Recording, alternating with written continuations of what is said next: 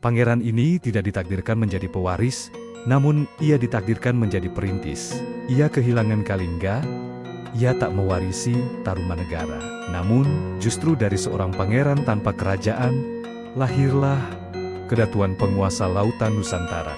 Setelah kekuasaan Kalingga berpindah ke tangan sang permaisuri, Ratu Shima, sebuah babak baru pun dimulai. Sebagai menantu sekaligus sepupu keluarga kerajaan, Ratu Shima berhasil menjaga stabilitas negeri.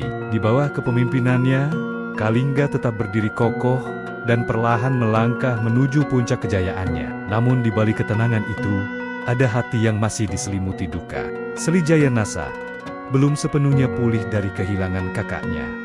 Selendra, sosok yang selama ini menjadi panutan dan teman seperjalanan hidupnya, kini telah tiada. Di tengah kesedihan itu, ingatannya kembali pada pesan terakhir sang ayah, Prabu Kiratasingga. Sebelum wafat, sang ayah pernah mengisahkan sebuah rahasia keluarga, sebuah kisah tentang asal-usul leluhur mereka yang ternyata memiliki hubungan darah dengan dua kekuatan besar masa lalu, Tarumanegara dan Melayu Sribuja. Cerita itu terus berputar di benak Srijaya Nasa.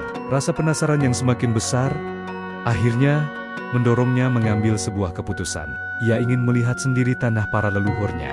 Maka dimulailah perjalanan panjang itu. Siang dan malam ia berkuda ke arah barat, menempuh jalan-jalan jauh yang membelah pulau.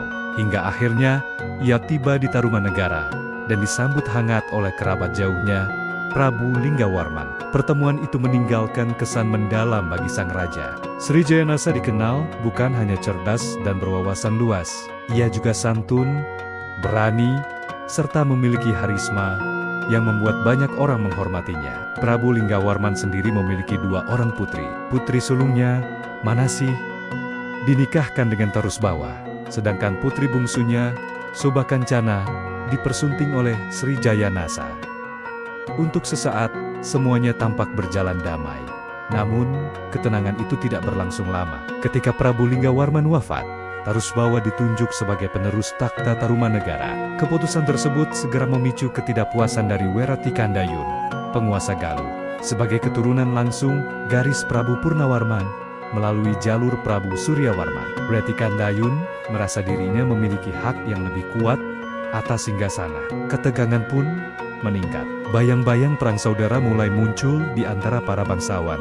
Menyadari bahaya yang mengancam, Tarusbawa memilih mengambil langkah besar. Demi menghindari pertumpahan darah, ia memindahkan pusat pemerintahannya dan mendirikan kerajaan Sunda.